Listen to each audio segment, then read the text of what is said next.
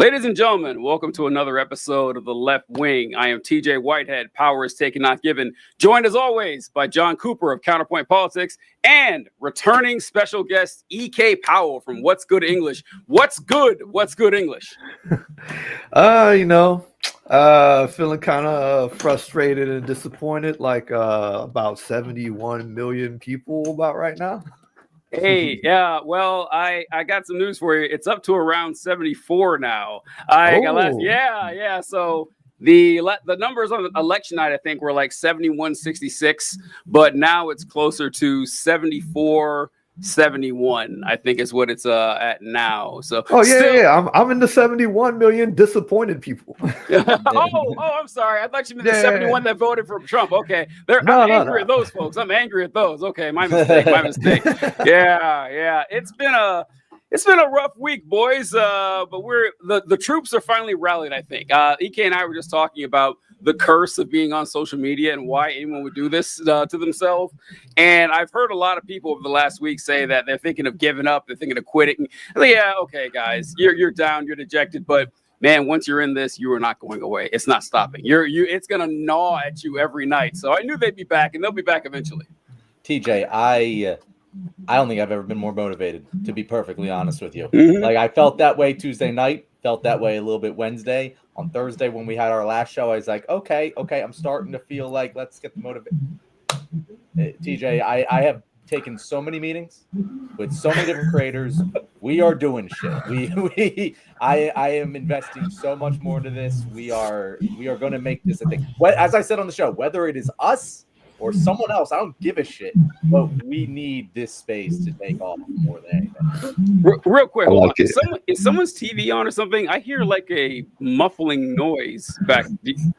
That my roommate's TV is. Oh, okay. Yeah, I can't control that. Let me see if I can All right, I was making sure the audio wasn't going crazy and everything. But yeah, John, I get it. It's think of it this way. What did the Republicans do when they got their asses kicked? And pick your election.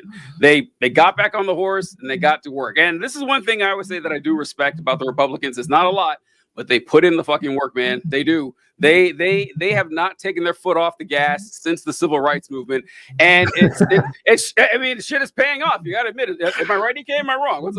Yeah, hey, that is a very true statement. The Democratic Party has never won a majority of white people since the civil rights movement was signed. So yeah, whatever they figured out, it's been working for them for quite a while. Yeah. So, what was your smoke about last week, EK? What was on your mind, if you don't mind sharing? Like, what was your biggest frustration? Say Wednesday morning. Yeah. So, like, I watched, and I specifically, I was burned out for a little bit of time, and then I specifically stopped trying to make videos when I was finally feeling, the ability to make videos again, because all I had was criticisms of the campaign, because that hope evaporated, and I was just like, why are you doing this? Why are you doing this? For example, so she chose Walz as VP, which is a pick that I think all of us liked. It's like, hey, this dude was going crazy in Minnesota. You got kids the food for free, you got the college thing going, did all this great stuff, and then she just ticked extremely to the right and ended up parading around with Liz Cheney, who voted 93%, I think it is, with Trump while he was in office. I'm like, what are you doing? Do you want to be a Democrat or do you want to be a Republican? You can't do that. You can't stand on stage with Sean Thane of the UAW and then go campaign with friggin' Liz Cheney the very next week. It doesn't work that way. You are walking contradiction. You got to pick a lane and stay in that damn lane. And then if you look at Cheney's voting record, the only reason it's 93% is because she voted against Trump's position with all that election denialism in the end. It would have been something like 96% or higher. I think the other two call-outs were she voted against him because he wanted to lift sanctions on Russia, and there was another vote about Russia for imposing sanctions where she voted against his position as well. So I'm like, if people are looking at you as a Democratic candidate and they're like, okay, well, I don't like this lady. She's the daughter of like the most hated freaking vice president in my entire life. Like, and she voted with Trump this closely all these many damn times. Like, I'm already alienated. If you're looking on the right, they don't like the woman anyway. She's a traitor. Like, they expelled her from the party. They're like, get the fuck out, don't come back. Like, and take all your little friends with you. And they're like, oh, okay, well, maybe we'll pick up those mythical Nikki Haley never Trump people. But Nikki Haley already flipped on her own goddamn position. She was on the Republican National Convention stage telling people that they didn't have to like Trump to vote for him, which was way the hell more effective messaging than, I'm going to have Republicans in my cabinet and I'm going to build the border wall better than Trump because it was a good idea, but just poorly executed under him. I mean, like, how am I supposed to sink my teeth into that? What is there for me? Meanwhile, they, like you said several times, TJ, they did a terrible job of actually talking about their wins. The CHIPS Act was a very good thing. Like they told the dock workers that they weren't going to break that strike. They did some very like positive, like working class things, and they just like abandoned ship on that position. We are so right. We are so Republican right now. Please vote for us. By the way, we're not Trump. Yeah. Oh, sorry. Go ahead. No. Go ahead. No. Yeah. So the Democrats have, leftists have a big problem in that leftists are annoying and unlikable. That's our problem. Okay. That is the problem with leftists. Democrats have the problems that they're massive fucking nerds and they think everybody is a fucking nerd. And so they'll say stuff like, hey, we passed the CHIPS Act. Maybe if they say it, not explaining what it is. No one has any clue. If Biden's up there bragging about the infrastructure bill, what's in it? If you ask 100 random Americans to explain the infrastructure bill, how many could get one step into it? I do this like constantly all the time. I can hardly tell you what's in the I know, right? Yeah, they never. Yeah. The marketing is brutal, even folks like us. And I want to mention a couple of things you said, EK. Harris, EK is not joking when he mentioned that Harris said that she would put a Republican in her cabinet. She thinks it's important to have Republicans in her cabinet. Well, good news, Kamala, there's about to be a lot of Republicans in the cabinet. So if that's what you wanted, mission accomplished. There's plenty of them. Yeah, and so not only did they embrace Liz Cheney, like going on tour with Liz Cheney to try to, and John and I harped on this all the time about how absurd it is to go after these supposed Republican voters out there, these never Trump Republicans. And here's the thing about Republicans. They vote for Republicans. Who would have thought? Like, who would have thought that would have happened? I mean, who could have guessed besides all of us? I'm about to go roast some guy on TikTok about this because he had the balls to come back. I said, hey, not only is campaigning with Liz Cheney a bad idea, but bragging about Dick Cheney. Like, Dick Cheney endorsed me. Right. If I ran for office and Dick Cheney endorsed me, I wouldn't say a goddamn word about it. And if anyone asked me, hey, TJ, what do you think about Dick Cheney endorsing you? My answer would be, well, listen, Dick Cheney's vote counts as much as anyone else's. I'm glad to have all the votes I can, but that's my only statement on it. That's it. I don't have to say anything other than that. But the most embarrassing, like Tim Walz did a good job for what he was like tasked for.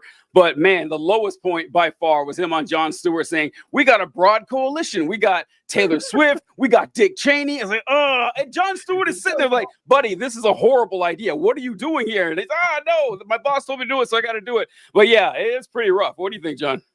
Yeah, I mean, so I think that the Cheney thing in particular is something that we care about a lot, but I think, I don't know. I'm not critical of it. It is true, but I don't think it necessarily had the impact that warrants the amount we've talked about it.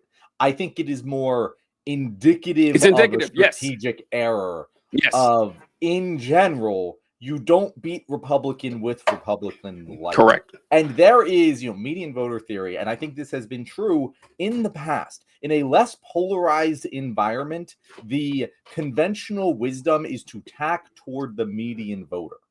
But we are no longer a bell curve. We are becoming a bimodal distribution of voters, where you have big pockets on the left, big pockets on the right, and the middle is sparse now. And to tack to the middle is dumb because you are attracting what is probably now the smallest part of the distribution. in that the centrist moderate they don't fucking exist anymore. No. We live in an internet-based world. You can't get fucking centrists on whether toast is good or not. You're going to get people with very fucking strong views on that, no matter what question it is. That's just the society we live in now. And we know this because we live in that. We are fucking spawned from that cesspool. But the politicians are still acting like it's 2008. Yes. And by the politicians, I mean the Democratic politicians. True. Yes. And they are pretending that, if we just tack to these, what people really want is conservatism, but not Trump. And that is the opposite. They have it completely around. Yes. Republicans don't want Trump's even like a lot of Republicans do not want Trump's policy. We're already seeing a lot of people who voted for Trump being like, wait, what the fuck? Marco Rubio, Secretary of State? That doesn't make any sense. We don't like him. Of course you don't. Like, and it's going like that's the thing. Wayne Kerr here asks, why not just copy the Republican platform minus abortion? It's because people don't want the Republican platform. Go read the fucking Republican platform. There's nothing in it. It's ridiculous. If you do a blind test of the policies of Kamala Harris and Donald Trump, Kamala Harris wins in a landslide. It's not the Republican platform minus abortion. It's the fucking populist platform minus Trump. That's the thing. You need a charismatic leader who's going to relate to the people and deliver them what they want to hear. They want this populist policy. It performs better, but the Democrats don't package it correctly. It is a failure of messaging far more than it is a failure of policy. Yeah, I got a video on this very same thing about that. Wayne asked, why not just copy the Republican platform? In a way, they kind of did, if you think about it. And this is a John Oliver little statement he had on this. The Democrats have to stop pandering to the far left, citing trans rights as an example, saying, I don't want to discriminate against anybody, but I don't think biological boys should be playing in girls' sports. And a few things about that. First, if what you want is a centrist campaign that's quiet on trans issues, tough on the border, distances itself from Palestinians, talks a lot about law and order and reaches out to moderate Republicans, that candidate existed and she just lost. Guess how many trans speakers there were at the DNC? I'll give you a hint. It is a very round number. Also, I'm not sure how you reach out to moderate Republicans more than appearing with Liz Cheney multiple times, unless you literally dig up Henry Kissinger's corpse and prop it up at a rally in Michigan as Katy Perry sings Rolling in the Deep. It's okay not to have the range for a song, Katie. All right. So listen, I agree, John, 1,000,000% that I don't think I am not under any illusion that campaigning with Liz Cheney and bragging about Dick Cheney lost them any votes. I don't think it did. But it didn't gain them any either. And you just looked bad doing it. You just looked really bad. And I wrote down when you said that the conventional wisdom is that once you secure the nomination, you tack to the middle. And I'm so glad you said it, because I was going to say it, but you beat me to it, is that the middle politically doesn't exist. It doesn't fucking exist. There is no middle. The median American voter is someone with a bunch of disconnected views that aren't congruent in any way, and they don't understand. But the middle is populism. The middle is getting something that rallies people up, even something as simple as a slogan like MAGA, like Make America Great Again, which is a stolen one. Ronald Reagan used it and everything. But it's just like, it's kind of like how Obama was so popular. Obama was a blank slate that people could just project their feelings and their emotions, their hopes and aspirations on. And if tacking to the middle was the way to go, Trump would have done worse. He did just as well as he did last night. Trump does not tack to the middle. Trump appeals to people's id, to their core, just to like their raw libidinal emotions, and goes with that. And I wanted to throw in too, so you mentioned toast and how people would have like various like hard opinions on toast. Like, and then I started thinking about, some people be like, oh, I don't like toast at all. And then some people, like some monsters out there, they have to exist. Someone has to be out there that likes toast in the highest setting, because I don't know why else it's there. Like, why is there like a level 7 that just turns your toast like pitch black? I have no clue, but it's got to be there. So I was going to critique that, but I think you're right. Well, what do you think, EK? Not about the toast, but about everything. I like my toast on the light setting. Actually, who doesn't though? Like, who doesn't want their toast like light or I've met middle? people who want it black, man, What? and I think they're crazy. What? That's disgusting. Oh. I like my toast that tastes like chimney eating smoke. It's the same it's people like who just charcoal. burn their marshmallow instead of roasting it. Well, all right, burning marshmallows is fine. Burn marshmallows, burnt French fries, burnt potato chips, burnt ends in your barbecue. I'm all in on that. I agree with the burn ends. The burn ends are fantastic. burn ends, Yeah, yes, toast. 100%. Welcome to Toast Talk, folks. We're going to talk about toasting different foods. But EK, what do you think? Yeah. So for one, like I think the left, or I think Democrats, I think Democrats are just like truly disconnected from what it is their base wants, which is why they continue to just hand Donald Trump more and more of their base every time. And they're just completely like in a bubble as far as what they think people want to hear or what will be good for them. Like, because they're blaming like too much wokeism. They're saying Kamala was too left, but like it couldn't be further from the truth. They're bringing up all this trans stuff. Like nobody really gives a fuck about any of that trans shit. Like people's number one thing that they kept on putting on the exit polls was like the economy. That was like the number one thing, but the Republicans were the ones that were overly concerned with wokeness. They're the ones that kept on bringing up trans issues like over and over and over again. It's a really easy message to combat. You just have to say, okay, fine. You know what? Like trans people exist. Why the fuck are you more concerned that about these trans people than you are about the fact that groceries cost too much goddamn money, that your boss isn't paying you enough money at your job, like that they can just lay you off at any fucking time they want to, that you can't fucking buy a house right now? Like, why are you more concerned about some bullshit scenario that you just made up in your head than you are about your actual material conditions out there in your life? You know what I'm saying? Like, why are we just letting them shape the argument for us? Why are we not taking that and saying, hey, look, these motherfuckers are trying to mislead you with all of this bullshit that is only affecting like less than 1% of the population? Like, why are you more concerned about what bathroom somebody uses than shit that actually concerns you? That's an easy message to flip, but they don't do it. Like, they don't know fucking how to do it, I guess. Like, the other thing is like, so the Kamala grew with like people with like incomes over $100,000 a year or something like that. It's like somebody at the, like all these people like in the Democratic Party, just in government, just in general, are not a true representative democracy of who we are. Most people ain't got that type of money. It's like somebody went in there, like, or if somebody went and did a Google search and said, okay, how many people make less than like $70,000 a year? You're going to find out there's way more of those people out there than there are people making, over 70, 80, 100 grand a year. Maybe we should appeal to what those people want. Like maybe we should figure out what those people's issues are. What is making those people tick, so we can put something out there for them that they would actually be interested in. And Trump will at least like see those people, will at least acknowledge that those people have a struggle that they're going through. The Democrats don't even fucking acknowledge that people are going through a struggle. Like they're just telling like, hey man, we got inflation down to 2.4%. Nobody gives a fuck about a goddamn decimal percentage. I'm sorry. The economy and is not. It's not like we didn't fucking try. I tried to explain this to people. I have a lot of views on content explaining this to people. Didn't fucking make a drop.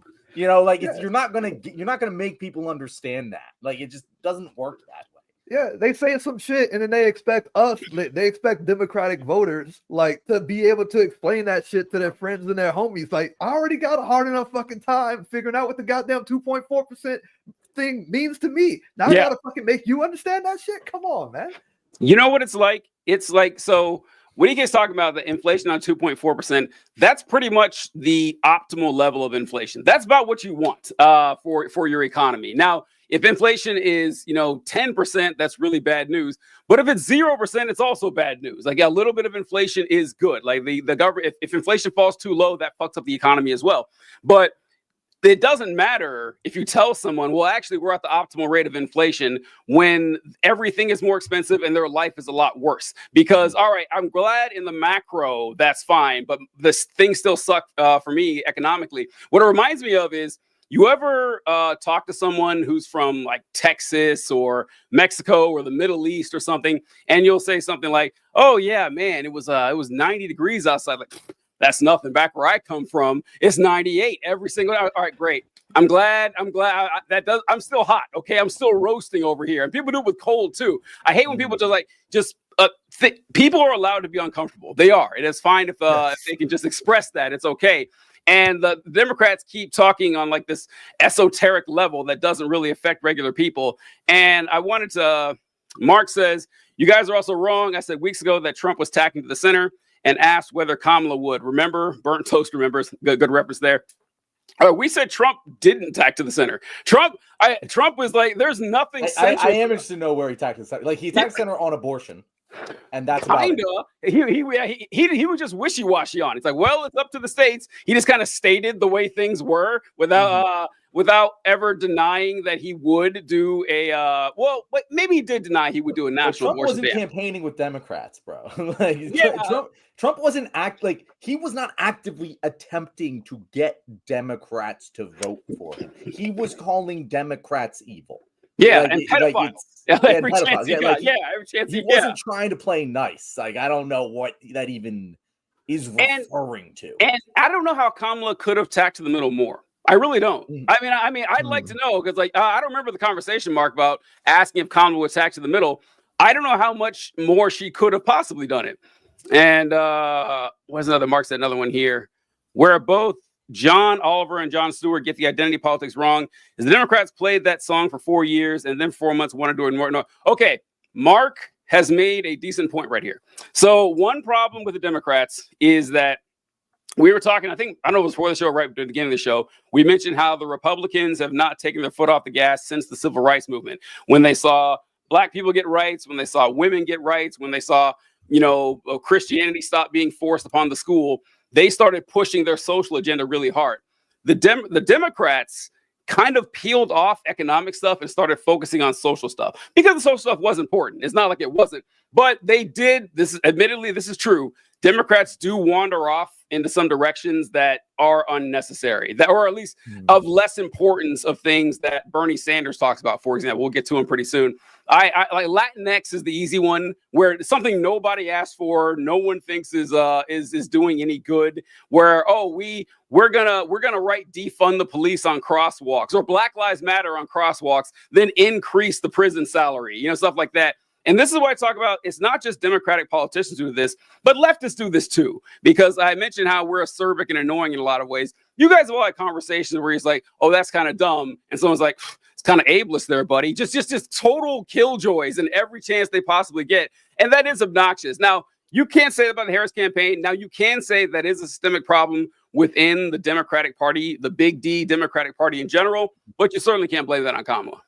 So, TJ, I think that one of the problems that we have with this, I guess it's two separate pillars. There's what we are doing when we're talking, and by we, I mean the collective everyone left of Republicans, and then what Democrat politicians are doing. Because here's the thing. First of all, Latinx, that's a psyop. No, I've never heard anyone, a real person in my entire life has never told me that I should say Latinx. Not a single real breathing human being. That's only online. You're true. It's only online. Yeah. But other than that, there is that pushback that you get within left talking in general. But I do think the Democratic Party has gotten way better at that over the last 4 years of doing less of that bullshit. I think it peaked in 2020 and it has gotten better. But I think that what we need to do on the left is jettison, be more aggressive in approaching that. Because I feel like even in my content and what I'm saying in general, when someone makes a comment like, "Oh, well, that's ableist," I either just ignore it or don't engage very respectfully with it, because I don't know. I have shock trauma of getting attacked by people like that, and I just don't want to engage with it. And I feel like those people are a very small and vocal minority that we need to just fucking jettison. We need to attack that with the same level of aggression that they attack us, because I don't think that that's most people. I think most people on the left even are more Bernie types of people. You know, I think that the centrist fucking establishment has weaponized that kind of rhetoric against populist leftist movement. Yes, absolutely. And we need to just attack that with the same fervor we attack liberalism at this point, because like it's just it does give us a bad rep. And I was saying this the other day. So often I talk to like people who are on the right or like politically disengaged, and they criticize Democrats and the Democratic Party, and they criticize these things. I'm like, yeah, bro, I agree with you. I'm sorry. I can't defend them. I then have to explain how they're better. And it's so hard to do that. But if you have actual fight, like we have infighting all the time. But if we have like an actual like figure, like Bernie's a great example, but he's not there anymore. But like if we have an actual populist movement that is able to get some air, I think it gives us leverage to be like, no, that's the old us. This is the new us. We're giving you the things that you want. You know, we still do care about fucking like transsectional bullshit, but like that's not what matters to us. We care about delivering results for you. We can talk to you about the transsectional bullshit too, and we're right about that as well. But you know, this is what really matters, and it's hard to direct that conversation without the institutional organization that the right has in their media landscape. Because then, without that incentive structure of people like we can get our money and our funding and our ability to survive from a central source or a couple central sources, we have to rely on fucking college students on Patreon. Well, we're going to start saying the things that the college students on Patreon want instead of the things that are actually going to achieve our goals. And I think that's really what the problem is. Real quick, before EK hops on, I want to address Ben's comment here. He says it's transgender, not sexual. John said transsectional. He meant intersectional. That's why. That's why it sounded funny, Ben. Yeah, okay. Like you said, well, this transsexual bullshit. No, John did not say that. Do not ban us, YouTube. Okay, sorry, EK, go ahead. Okay, like on specifically the Latinx thing, because like so for one, like the term came about. The term was never supposed to ever be spoken. Like it came about because people in like message boards and chat forums, like in Brazil, were just putting X at the end because it's Latino, Latina, right? So, but it's easier to just like put Latinx there, and like you're reading it, and you're not supposed to actually say it though. Like it's a fundamental misunderstanding. That's even funnier. Yeah, like someone like probably a monolingual English speaker saw that and was like, oh, these people were doing this. This is probably what we're supposed to do. Like, no, like that word, you can't say that in Spanish or in Portuguese, or like it doesn't work like that. Like you can say, like you can put the "ne" at the end. You can say Latine, that works. You can say Latin, that works. Kind of like this is, but like it was never ever supposed to be spoken, and it's like people just had a lack of understanding, like, and they just fucking ran with it. Like, however, like, yeah, I don't believe anybody is voting for Donald Trump because like Democrats are saying Latinx instead of no, it's just like it's like John said, it's indicative of the culture. That the culture is it's like unnecessarily persnickety and just like really nitpicky and stuff like that. And about the weaponizing this kind of thing, because the unfortunate part of this is it takes something that's serious that we're talking about, you know, just not just being rude to people, which the Republicans have mastered. They love being rude to folks. And we're like, okay, well, it's better to be kind to folks and be understanding and not to be intentionally insulting if you don't have to. And instead, they weaponize it to their advantage. An example I thought about this, John, when you mentioned this, was, I don't know if you guys remember this, but it was back in 2016 when Clinton was debating against Donald Trump. And I was on CNN, I believe. And news came out that Hillary Clinton had got a few questions or topics leaked to her before a debate. And it was from Donna Brazile, who's a black woman at CNN.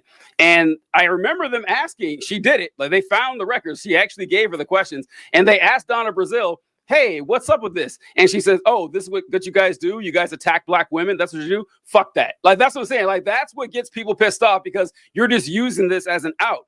And another thing that's important is that the spirit in which it's intended. I can't stress this enough when I talk to leftists, that leftists love playing this gotcha game where they're just waiting for you to slip up and say the wrong word, to approach something the wrong way, to not credit the right writer, and then just jump on you for it. And when you hear that, it's like, I don't know, like the joke I always talk about, manhole covers, we should change it to person hole covers. You know they're not serious. You know that this isn't actually a big deal they're worrying about. They're just trying to make themselves look good. And folks, there are a lot of leftists like that. I talk to them all the time, and you can tell. So do you. You can tell that folks are just literally virtue signaling, and it pisses people off. So I think we should reverse it. We should reverse it. You know how we talk about we do virtue signaling. We need to do what the right does and do vice signaling. We just need to completely flip it. Be assholes. To the right people. Like I don't mind. Okay. But what does vice signaling look like on? What vice? I kind of agree, but I don't know. Yeah. I don't know what that actually means. Okay, it means being rude and funny at the same time. That's what it means, because that's what Trump does. Trump takes his insults and he turns them into comedy. Now, granted, not everyone can do that. Not everyone can, but if you can, you should. Because you ever notice that when someone tries to make fun of you and they're trying to tear you down, the best way to handle it is to embarrass them. Embarrass them, because that shame is a powerful human emotion. No one likes feeling embarrassed. And if you embarrass someone and it's funny, even to them, you have a huge advantage. If you ever try being mad at someone who insulted you so well that it made you laugh, that's what's like. It's not only about, it's like you said, John, it's not necessarily about the policies, because the policies are for the most part good. The policies can get a touch cerebral at times, that instead of like Donald Trump, stuff he probably won't even do, where he's like, no tax on tips. Very easy to understand, very clear, very concise, very mindful, very demure. But you would never see Donald Trump saying, I am putting forth a resolution to do a $50,000 tax credits on first-time home. You've lost them. You've lost them already. And so just something that you can keep the same policies, but keep the messaging simple. All of this is about messaging. So the thing I want to address, because I feel like just being rude and vice signaling is, again, just going to go Republican light, because you're not going to do it as good as them, because they truly are fucking dickheads. I don't mean all Republicans, but like the Trumpies, the big Trumpies. I can't out asshole my neighbor whose entire house is covered with Trump flags. Like, I'm not going to be able to do it. But what we can do is just drop the pretentious bullshit that most of us don't actually care about. Like, we can talk like normal people, like Bernie does. Like the way even Kamala Harris talks, or Tim Walz. Look at the difference between Tim Walz and the way he packages Kamala Harris's agenda and the way Kamala Harris talks about it. It's night and day. It's the same policies. And Tim Walz isn't vice signaling. He's not being an asshole, but he is embarrassing them. His whole weird thing. He is going on the offensive. I don't think it's about topping Donald Trump. I think it's about just talking like a normal ass person, making the jokes where it's where it makes sense. But like, it's more about just that normal person speak. And I think that's what is completely missing from the Democratic Party, more so than we have to vice signal or we have to be an asshole. I think that's taking sort of the wrong lesson. I don't know. I mean, it's not one or the other.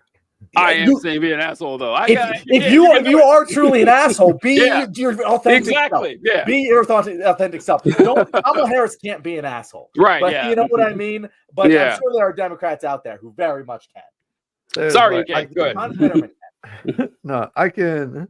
There are some times to be an asshole, but like I agree that definitely the left, just in general, has an issue with messaging. The left also has an issue, I think, with elitism. So like, there's the elitism that we can all see, which is like damn near everybody in Congress, like on both sides of the spectrum, is a millionaire. Like, they just do not represent like the average person. But like, then you have stuff like that. Hey, we should actually call it person hole cover people out there, just like the annoying. Like the annoying leftist, like that thing is real. I used to be way the fuck more annoying than I am right now. Like, hopefully, but like, no. So like, I think like we have gotten to the point where like we just say shit like just on face value and just think that people should just completely understand it without, you know, putting it into like simple terms, for example. Like, for example, like, you know, nobody really has to like instead of like saying socialism, like we can just say like, you know, hey, I think it would just be a lot better if, you know, maybe the people that were working at these big companies like had a say in what these companies do. You know, like maybe we could own like some of the company here and then choose what happens, you know, with the company.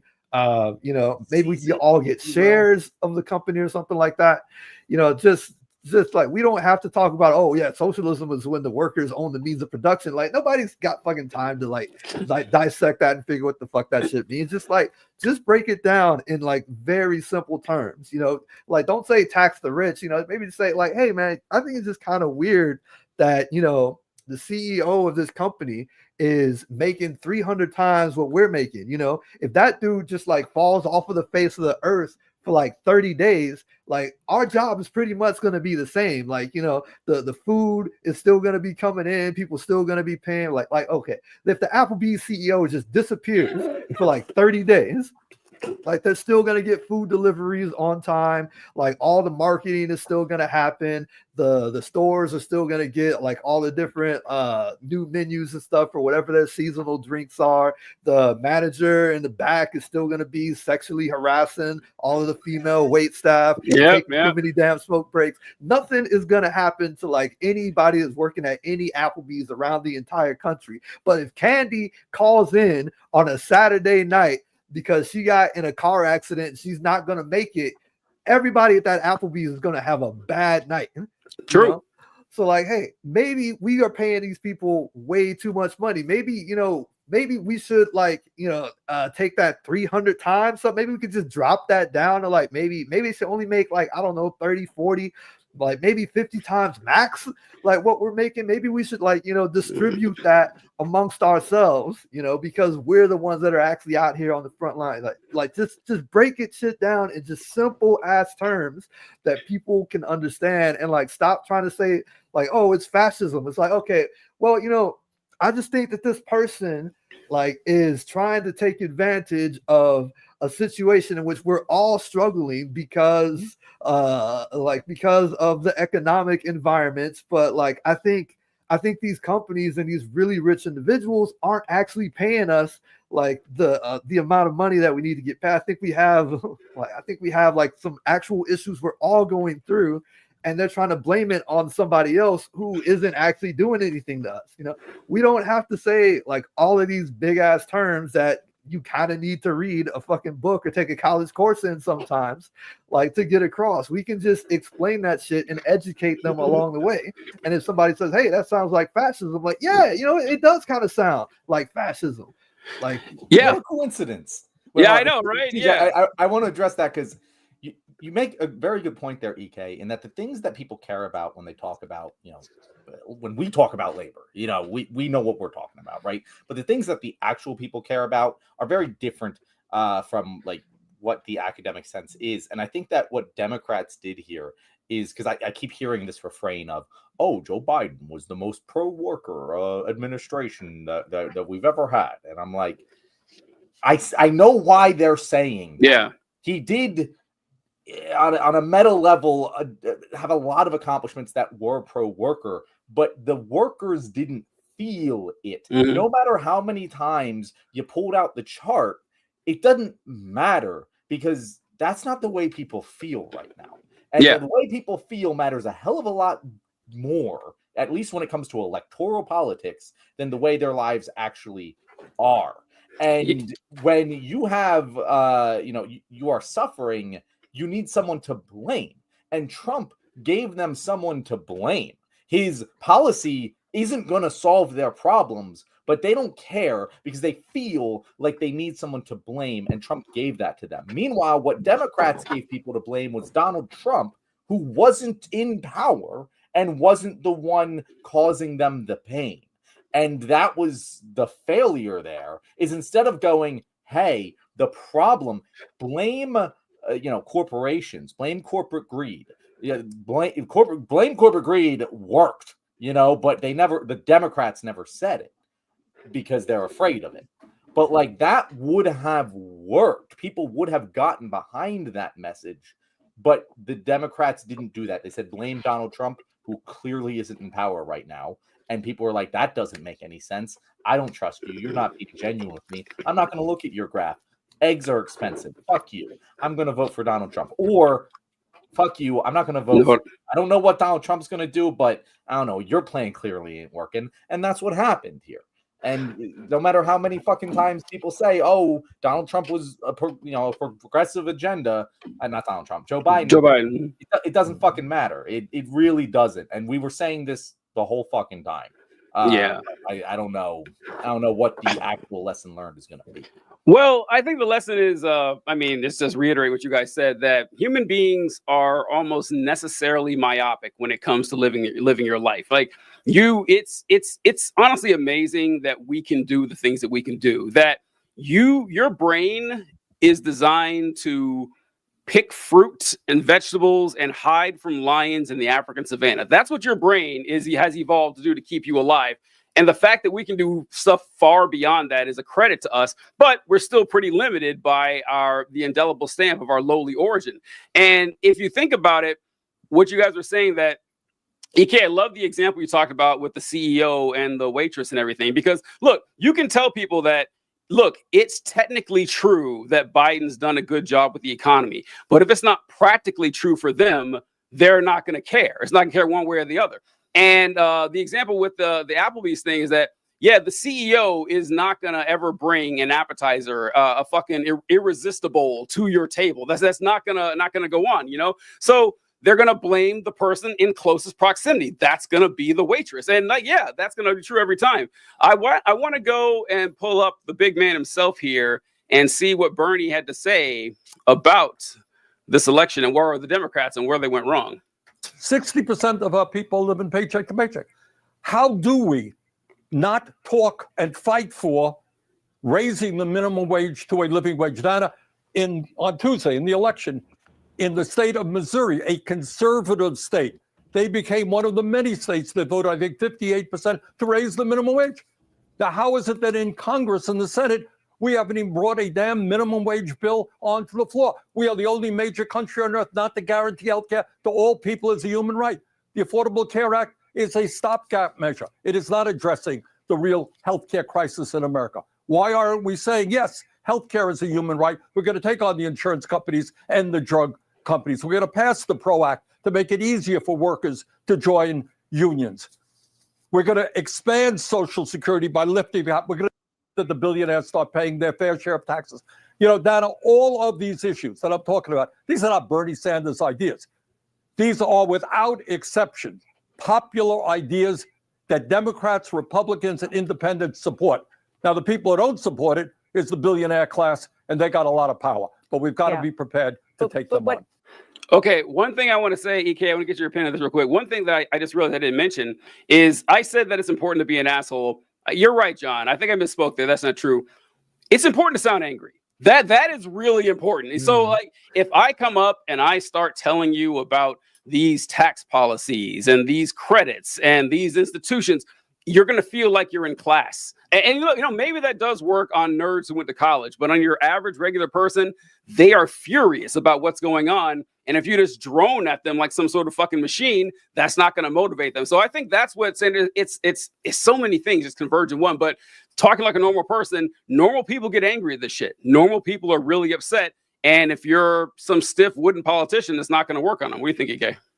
Yeah, no, you're absolutely right. It's like, and like you look at Kamala's appearances on Call Her Daddy, for example, like she just seemed like a politician on somebody's podcast, giving very like politician-y like answers. Like she didn't sound like a human at all. Like, whereas if you heard like Theo Vaughn's podcast when he had Trump on there, dude sounded like a regular ass person, Like I think listening to Bernie right now, Bernie is clearly fucking upset, just like me. He's like, Bernie is so full of smoke right now. And he's right, like with you, like you have to show that you have some skin in the game. Like Kamala just didn't seem like she had skin in the game at any time. It looked like she was just going through the motions, doing what a politician was supposed to do. Another thing, like speaking to what Bernie was just saying, do you know what the minimum wage is in Pennsylvania? No, it's like $7.25. It is $7.25. Yeah. Do you know what the minimum wage is in Wisconsin? Is it also $7.25? It is $7.25. You know what the minimum wage is in Georgia? Can I take a stab in the dark here? It is $7.25. Yeah. Like, not saying that running on, hey, I'm gonna get y'all a $15 minimum wage would have like tipped enough people over into her scale, but she probably would have done better in those 3 swing states. Like, you have to listen to what the people who want to vote for you actually want and fucking put it out there and like be real about it. Like, so otherwise, like, if you're just gonna turn that shit off. It's like, oh, you're just fucking playing a politician game. I want to do a little brainstorming session with you here, guys. But first, before I do that, I just want to say I want to pick a little bit of a bone with Bernie. And I'm sure it doesn't actually matter, but it pisses me off every time. Here we go. 60% of people are not living fucking paycheck to paycheck. Bernie says it all the time. I know Bernie knows better than this. They are not. That's an absurd fucking statistic. Like more than 60% of people live in a home that their family owns. Like, people aren't, when people, 60% of people say they are living paycheck to paycheck. When you actually look at it, that is not the fucking case. Like, people, even, what is it? The average, person has like $2,000, saved up in their savings, but they have assets like that. If they hadn't purchased and like lived this lifestyle, they can still sell. If they lose their job, they aren't going to suddenly be evicted that month. That's not how most people live, even if they say they're living paycheck to paycheck. It just isn't actually a true thing, and it pisses me off. But do they feel like they're living? They feel like they do, and that's true. And you need to acknowledge that they feel that way, even though they're not. And that kind of just exposes the entire problem. Anyway. Yeah. But that's one of the things though, like that, like about the economy that like economists just don't factor in is like the economy. For like, to some extent is vibes. It's not numbers on a spreadsheet. Like, the economy is, like a 35-year-old like person feeling like they're never gonna own a house. The economy is, like the same person like feeling like, they're gonna get evicted, like if like the round of layoffs don't go their way this time. The economy is somebody like filling up their cart, filling up their groceries cart, or like at the cashier station, looking at the number go up and up and up and hit $100 and like, damn, I'm not going to have enough money to put gas in my car. Like, it's not a bunch of numbers on a spreadsheet. The economy is people feeling like they can't buy whatever purchase or go on vacation or whatever. Like, that is the actual economy. You can give me numbers all day. Numbers aren't going to make me feel better. Like, improving my actual conditions like is gonna make me feel better. Yeah, it's that kind of speaks to what I want to do is how do we package that? Because like kind of what TJ said, we need a slogan. Like, as dumb as that sounds, it's very true. MAGA, very fucking effective as a slogan. There's always, every time there's a movement, it coalesces around something, and the slogan is particularly powerful. What can Democrats actually coalesce around? Because we do have an opportunity here. The people who voted for Trump because they want populist policy are going to be fucking disappointed over the next 4 years. And we need to position ourselves to be like, no, we actually are going to do it this time. I think build, baby, build. I think housing is going to be a thing because he's not going to do diddly shit for housing. Housing prices are not going to go down, and people are going to continue to be fucking pissed about that. I think building housing needs to be number one on the list of Democratic priorities on a federal level, and more specifically on a city and state level.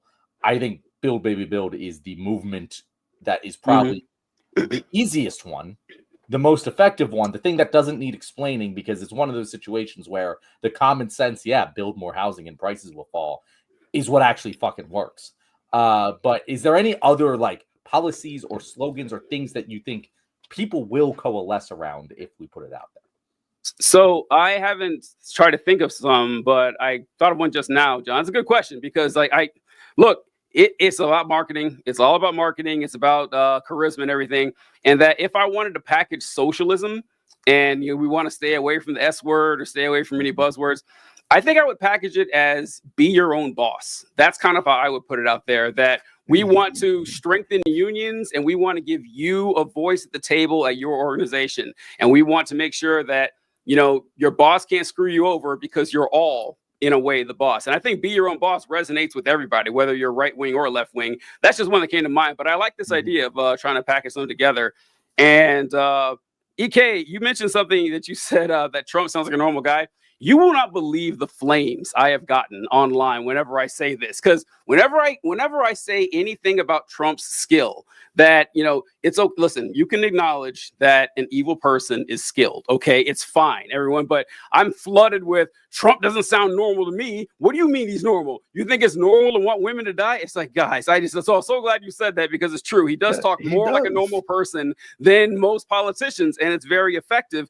And John, you talked about EK, you talked about the minimum wage. And look, why not run on raising the minimum wage? Why the fuck not? You don't even have to mean it. Honestly, you don't. You can just, if the goal is to get elected, you worry about that later. But I mean, because then it paints the Republic. It's like Lyndon Johnson said, make the son of a bitch deny it. Make the Republicans get out there and say, no, we think raising the minimum wage is bad for you. Now, of course, the conservatives, the Republicans, and the idiots will buy into it. Your average American is going to think that's crazy. They're going to think that's insane. Well, what do you mean raising the minimum wage is bad? Why are you saying that? You sound like the elites. That's something a billionaire would say. But it's right there. That's an easy one. And the Democrats just don't jump on it. Yeah, exactly. The other thing I'll say is another confirmation was of this was if you've seen AOC's stories when she was asking people who split their ballot, because she was like, hey, I saw a lot of people in my district voted for me, but I outperformed Kamala. What happened? So she asked people hey, if you split your ballot, could you tell me what were the reasons that you had for voting for me, and still voting for Trump for president? Or, if you're living someplace else, why did you, vote for Trump as president, but vote Democrat all the way down? And a lot of people were saying stuff hey, he's talking about our struggle in the economy. He's anti-establishment. He's out there for the workers, just like you are. Going back to that Theo Von podcast, Theo Von had Bernie Sanders on there, and when he was talking to Bernie, he was saying, man, I wished when you were running, I wished you and Trump were on the same ticket. These people are registering the it sounds ridiculous, but it is so it sounds ridiculous, but it's the same. It is true. They are both hitting the exact same people.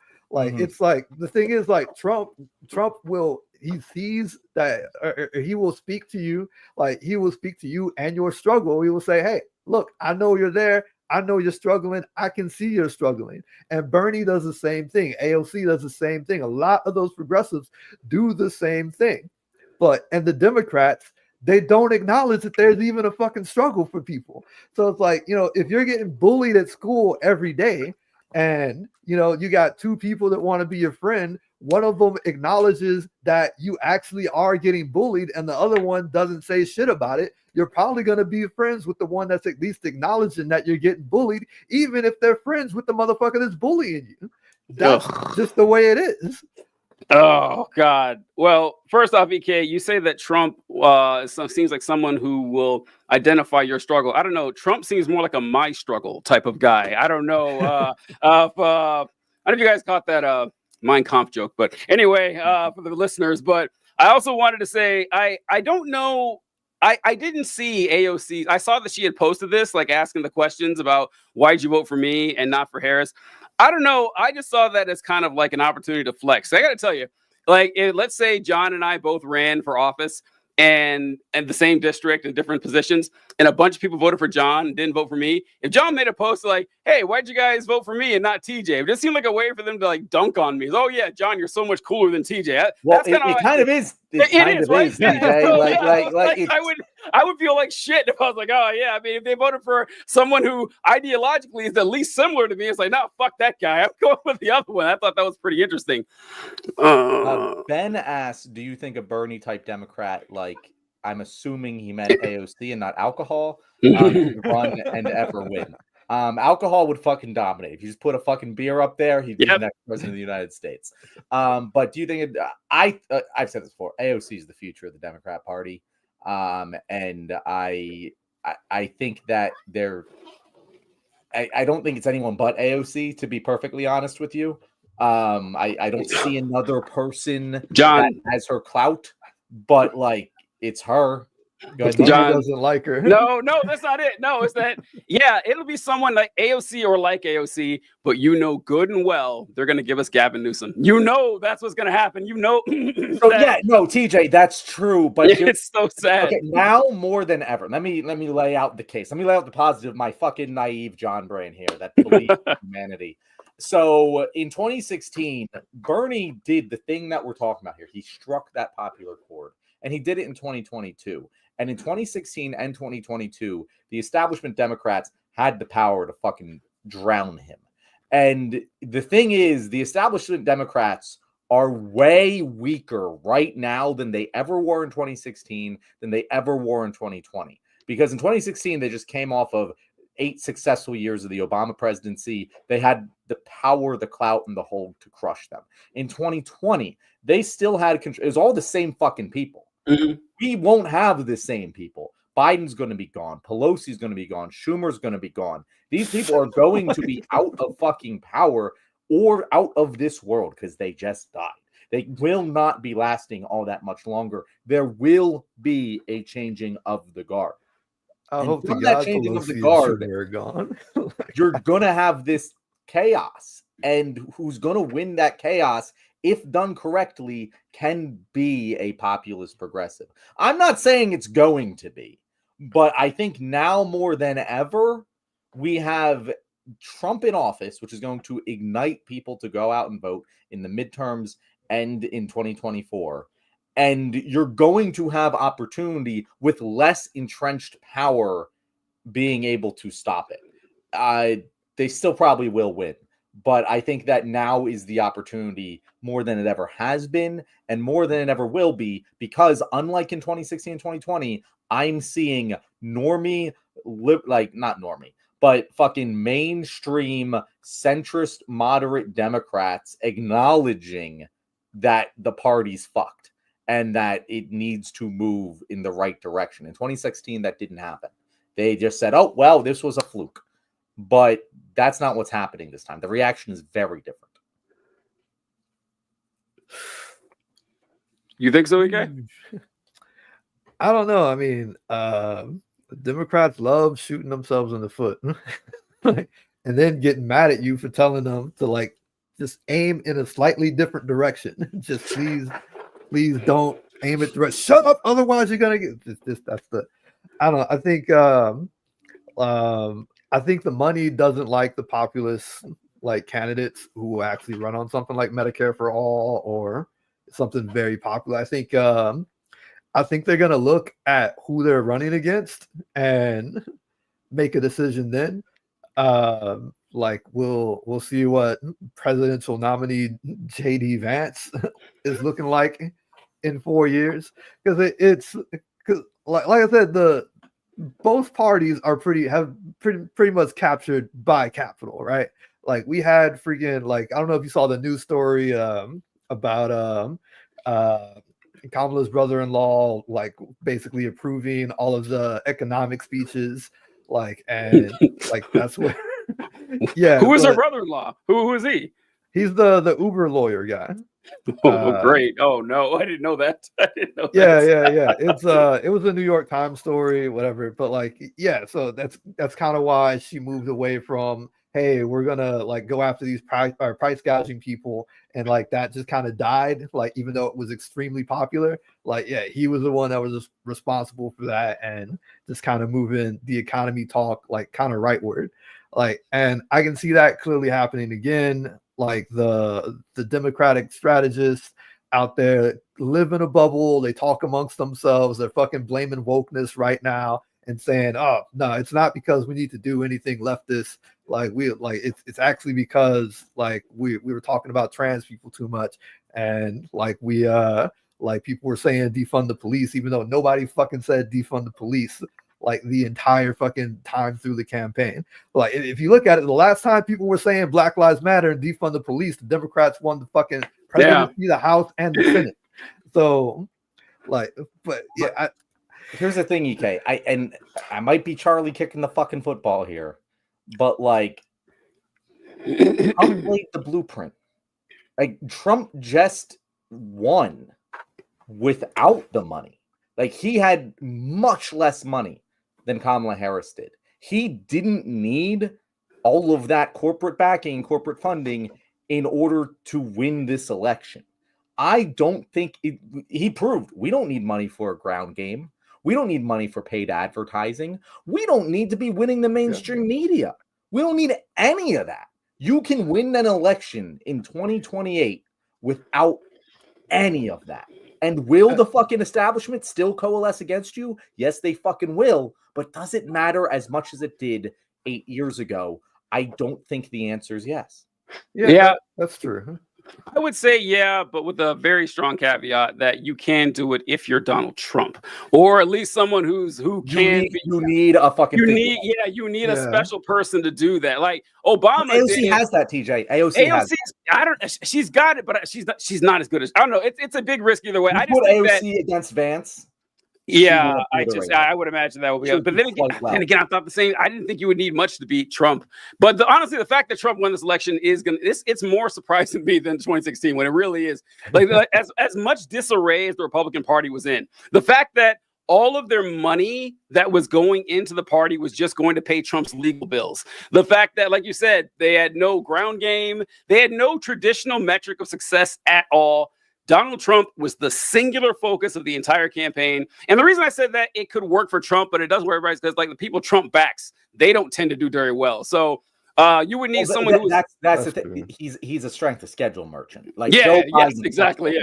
Yeah. If Joe Biden had announced 2 years ago that he wasn't running again, and I said this back then, like whoever the candidate was, it doesn't fucking matter. Would have wiped the floor with Donald Trump. Joe Biden stayed in the race too long. He was a corpse. And Kamala, while Kamala wasn't the right pick, I don't think, if she had been able to create an identity for herself and a campaign for herself that was distanced from Joe Biden, she could have won. But maybe it was too late. It was all too late. Even if she had done it perfectly, even if she had done what we said, not campaign with the Cheneys, I don't think that she would have significantly improved her chances because by then it was too late. It's a huge maybe with Harris because if this time last year we were talking like Kamala Harris, like, yeah, I don't want her anywhere near running for the election. Like so the thing is that Harris was already attorney general. She was an attorney general. She was a well-known senator, a fairly well-known senator, vice president for 4 years, and then launched the campaign and it started well. She hid from people for a month. Do you guys remember that? She didn't talk to anyone for a fucking month. And that month, that was her best month. Honestly, when you think about it, that was easily her best month. Once she started talking to people, the numbers slowly started dipping. And we thought, okay, well, maybe that's just the plateau that you expect. But now that I think about it more, because I've been thinking about this ever since this happened, that yeah, I forgot. Like 2 or 3 years ago, I made this video talking about how bad of a politician Kamala Harris is. And then early this year, I said, okay, she's doing a lot better. I was like, oh no, she's a bad politician. It's true. Like now, once again, I think she did as good a job about 80% as good as you could have possibly done. Relative She was to given, expectations. yeah, she was given a terrible situation, like almost a no-win. You got 3 months to build a presidential campaign. That's a tough task, and she did pretty well with that. But like, we got to remember, she tried to run president before, went fucking nowhere, just cratered. The only reason that she's nationally relevant is because Biden plucked her up and made her the VP. So I am not convinced that 2 years would have actually helped her. It might have, but I think it may have not a blitz, but a regular primary where they could have picked, I don't know, someone stronger could have worked, but they may have lost too, because, you know, they would have been tied to the Democrats, and I don't know, it was just kind of a rough time. Oh God. You know what? That might have been, honestly, like I said this back then, and we're over time, but I just got to say this. I definitely, we can go back in videos, and I said this. I had this like conspiracy theory moment where I was like, you know, it doesn't make any strategic sense why Joe Biden would be staying in this race unless their internal polling shows them if Joe Biden drops out of this race, Bernie Sanders is winning. And they made the calculated bet. Yeah, they're like, rising populism would be unbeatable this time. Yeah. Bernie Sanders would win, and we'd rather roll the dice with the corpse of Joe Biden against Trump than allow Bernie Sanders to walk away with the presidency. I'm actually more confident that wasn't a conspiracy theory. I was dead fucking on with I like that theory a lot. Because it's the only thing that makes sense. Nothing else makes sense with the decision to run Joe Biden. Besides, I'm afraid of Joe Biden. And honestly, who the fuck's afraid of Joe Biden? Wait, he's not going to remember what you said tomorrow. I actually, like, that's what I convinced myself. Oh, he's just so powerful. Like, no, he fucking wasn't. No one liked him. He just was the president. Anyone could have gone against him. It's just that they didn't want to hand the power to us for the 15,000. I know, yes. If there's one thing the Democratic Party does well, is fucking over Bernie Sanders. They are fucking masters when it comes to that. That was fantastic. That was fantastic. Yeah. Bernie just takes it. He just takes it. I mean, what's he gonna do though? Time. What's he gonna do? I just like also, last thing I'll say here is that when I was feeling down last week and I was doing my best to like talk to people, get everyone out of the funk that I knew they were in.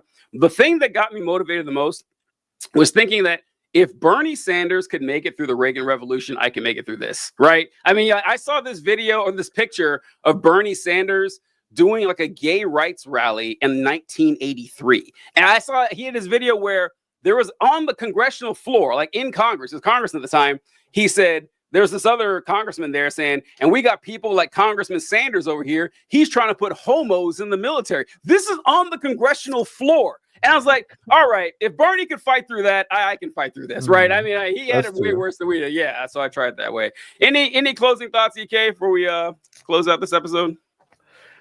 Yeah, I think just like work on messaging. Like my closing advice, rather, for people, just like work on messaging, work on figuring out how to say stuff. Like, there's a lot of people that really feel a certain type of way right now as well. And maybe just realize they are going through some shit, going through a lot of hurt. Maybe should not be posting videos a lot right now for some people out. Like, I don't know. It's rough. We're all frustrated. Just like try not to hurt anybody that you are going to have to try to build an alliance with sometime within these next 4 years. Yeah, that's true. Yeah. If you guys are thinking about, if you're still feeling really emotional right now, put yourself like on, should I call my ex when I'm drunk protocol or something? Just like put it up there, check it 24 hours later and see if it's good for you. So, all right. We don't usually do a bumper at the end of this one, but I guess I'll just say, thanks for watching the show, folks. Sponsored by Arby's. Arby's? What was it? Oh, Applebee's. Sponsored by Applebee's. Eating good in the neighborhood. Catch you guys later. All right.